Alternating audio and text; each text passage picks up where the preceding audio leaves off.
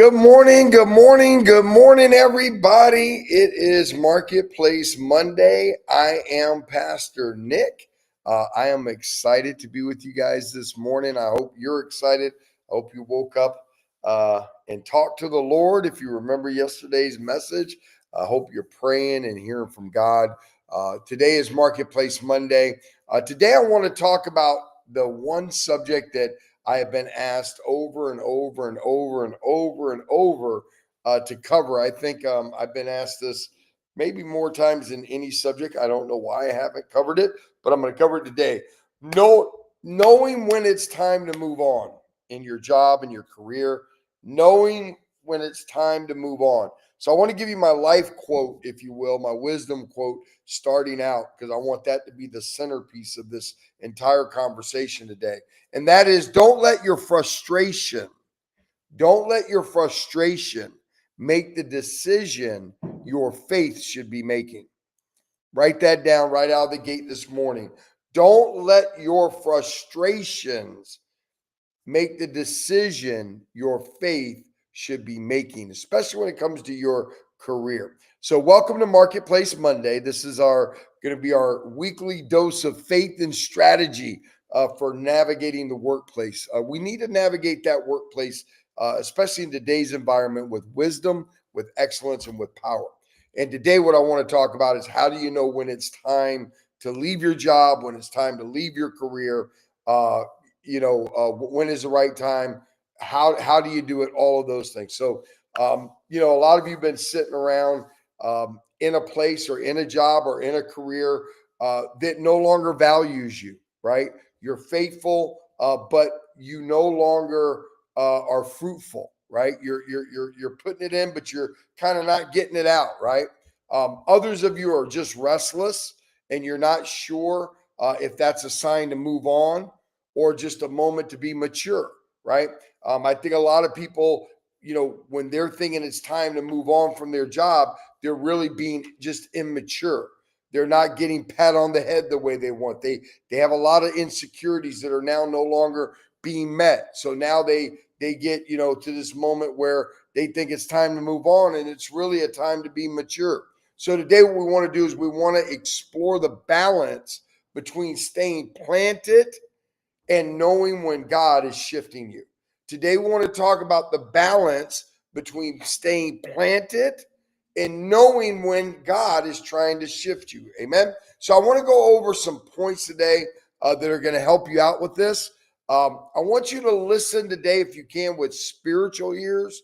I've had lots of discussions with a lot of people over time about their careers. And a lot of times, there are people on this broadcast right now didn't agree with me when I was telling them, no, you're being a little bit immature. It's really you. It's your insecurity. It's not the boss. And they did the things they wanted to do. And then a couple of 2 or 3 years later, they realized, you know what? Maybe Pastor was right. Maybe it was some stuff I needed to work on, right? So one of the key factors in all of this is, man, you really have to have a few good mentors around you. And I define a good mentor as somebody that will tell you truth, not tell you what you want to hear. To me, a good mentor is someone who's going to tell you truth and not just what you want to hear. That's what's important. So let's look at the takeaways for today and things we need to focus on. Number one, how do you know when it's time to move on? Well, first of all, you need to determine, do you have a job or do you have a career? Because there's a big difference between the two. A job is something you're working. It's not something you plan on doing long term. You don't even know if you're going to do it long term. It's just something that's providing some income right now. That's a job. I don't know that the conversation today applies to a job necessarily. It applies more of a career. What is a career? A career is something that you either are investing to be in or have invested to be in. It's not something you're just doing. It's something that when you get home at night, you read. My son's getting into sales now, right? Sales is going to be his career. He's investing in it. He reads books about it. He studies it. He practices it. He's making an investment besides just working there, because this is something that he wants to do. And he has a path kind of charted out of how he's going to progress and what he's going to do. That's the difference between a career and a job. So how do you know? Number one, you're no longer celebrated, only tolerated. Write that down. You're no longer celebrated, you're only tolerated. If your presence is overlooked and your contributions are ignored, it may be time to reassess your value on the job.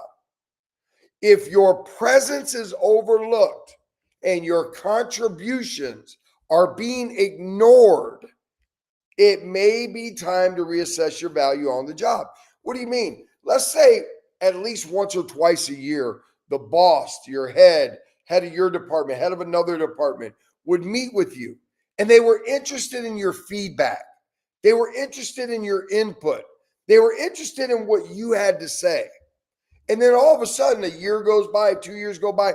Nobody's asking for your feedback no more. Nobody's asking for your input. That means one of two things. Either they no longer value you or you've hit your ceiling. They've determined you went as far as you can go. They don't see you as a person being groomed to go any further. So the takeaway here is staying where you're tolerated can shrink your potential. Staying where you're tolerated can shrink your potential. Point number two, this might be a two-part series as I'm thinking about this and going through it. There's just a lot here we got to talk about, and I was going to try to rush through these. As I was writing them down this morning, I came up with 7 or 8 of them. I thought maybe I could speed through them, but I don't think I can, so I'm going to slow down, and we'll probably continue on this next week. Maybe there's some people you might want to invite to this. Number 2, the environment no longer supports your growth. The environment no longer supports your growth. If there's no room for you to grow, if there's no mentorship, if there's no stretching, right, it might be a sign. Are you being stretched? Are you being challenged? Are they giving you extra projects? Are they mentoring you? Are they giving you something they know you can't do and helping to develop you in that? So again, if there's no room to grow, if you don't see those kinds of conversations, those things going on, it might be time. What's the takeaway here? Here's the takeaway. Stagnation is a silent signal to seek alignment. Stagnation is a silent signal to seek alignment. What do you mean, Pastor? What I mean is you need to get in alignment with where the company's going. Sometimes this could be them, sometimes it could be you. Are you seeking mentorship? Are you seeking to stretch? Are you seeking to grow? Are you aligned with the goals of where the company's going? Do you have the attitude that the company owes you something? They don't owe you nothing. They're giving you a job. Are you thankful? Are you trying to get in line with where they're going and what they're doing? Does it even mean anything to you? Or do you just go punch the clock? So number 2 is, does the environment no longer support your growth? Now that could be twofold, as I've just uncovered here. It could be the job. It also could be you. Okay. Number 3, this is actually the first one that came to my mind, but I put it as number 3 because I wanted to start you guys off a little light before I got tough on you. Number 3, you've worn out your welcome. Sometimes you get the job, sometimes you take a job and, you think you're all that in a bag of chips because, for the first time in your life, somebody's pursued you and came and got you and brought you in. And then you get in there and you act like an idiot. You act like, like you're Queen Sheba. You act like you're the king of the mountain, right? And you wear out your welcome real quick. Sometimes your season ends before your paycheck does. Sometimes your season ends before your paycheck does. What does that mean, Pastor? Sometimes they're ready for you to go, but they're still paying you. But they're ready for you to go. Can I get a raised hand or a thumbs up for somebody that's ever been working somewhere and they don't want you there and you really probably don't want to be there no more? It's mutually known. You ain't happy. They ain't happy. Can I get a thumbs up? I've been there before. So what do, Pastor? Don't overstay where grace has lifted. Don't overstay where God's grace is lifted. You know, one thing I tell people all the time, no matter who I talk to about their career, when they're thinking about things, when they're trying to move or navigate a career move, the best time to change careers, the best time to get a promotion, the best time is when you are employed. The best time to interview for another position is when you have a job. Why? Because now you can stand firm on what you're believing for. Now you can stand firm on the convictions of what you're looking for. Now you can be more selective, right? Now you can be more selective. And that's the key to finding the right place. Let's look at number 4. You have so what we're talking about today is, when is the time to move on? When is the time to transition out of a career? What are some of the signals? What are some of the signs? Number 4, you have no exit plan financially or emergency fund. You don't have no exit plan financially, or you don't even have your First of all, you should never change a career if you don't have your emergency fund fully funded, not partially funded. Not, oh yeah, Pastor, I got $500 in my emergency fund. Fully funded. I'm going to tell you a story, but I want to tell you this first. Never jump out of a plane without a parachute. Write that down. Never jump out of a plane without a parachute. You must also always count the cost and build a safety net. You must always count the cost, especially when you have children. Your children don't deserve to be part of your emotional roller coaster, because you don't feel like they value you. And I don't feel this at the job, and I don't feel that at the job. I'm telling you, don't get your feelings involved. It's business. Now, I told you I was going to tell you a story. I had a job one time offer me another job.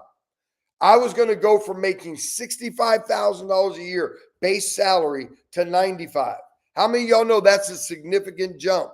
And I was going to make more on my comp side. What's comp? I've been in sales all my life. I have a salary, and I have compensation, which is my commission. My commission was going to go from $50K to $100K. So essentially, I was going to go from about $140 a year to $200 a year. That's substantial. That's worth leaving. And how many of you know I took the job? Of course I did. I took the job, and I went to my current employer, and I gave them notice. Always give notice. Always leave the right way. Never leave them hanging. I went to my current employer and said, look, I'm going to transition out of here. I've appreciated the opportunity. What do I need to do? How much do you need of me to ensure this is a good transition for you? Not me, for you. Do you need me to stay a week? Do you need to stay a month? Do you need me to stay 3 months? I've told the other person I want to accept the position, but I have not given them the parameters of me accepting it yet. So if you need me here for 3 months because that's going to make this flow smoother, then I'll do that. And they told me that they needed me for actually 45 days. So I went to the other job. The other job said, fine. In the midst of those 45 days before I started the other job, matter of fact, a weekend, the other company had a hiring freeze, and they rescinded my offer. Let me tell you something. A company can give you an offer. They can give it to you in writing. And up until the day you start, they can rescind. They can take back that offer. And you need to understand that Florida is a right to work state if you're in Florida. So that means they don't have to give you any notice if they don't want, by law. So what are you saying, Pastor? I'm saying don't burn bridges. Even if you've worn out your welcome there, you still be professional, because you may have to come back and say, hey, things didn't work out over there. Can I keep my position here? Which I had to do. And they gladly did that. But they knew, I told them, I'm going to be looking but I'll stay as long as you guys want, right? So number 4, don't ever jump out of a plane without a parachute. You need to have your emergency fund fully funded. You need to have an exit plan. You need to count the cost and build a safety net. So what's the key here, guys? Wisdom prepares before the leap. Write that down. Wisdom prepares before the leap. Put that in the chat. Write it down. I hope you guys are putting the notes in the chat. But all of y'all put them in there. It's good for you too.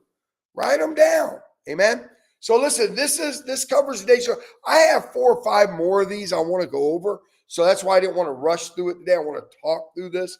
It's something a lot of people, like I said, have asked me about quite often. So I hope this has been helpful. If you know a friend that this might be helpful for, next Monday, we're going to stay on this topic. So now you know the topic, you know what we're talking about. Invite a friend. It helps us grow the channel.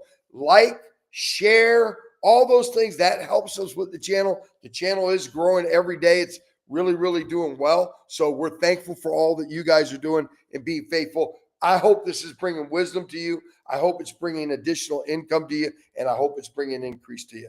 This is Pastor Nick. Until Wednesday with Pastor Franny, I'm telling you, make sure you enjoy life.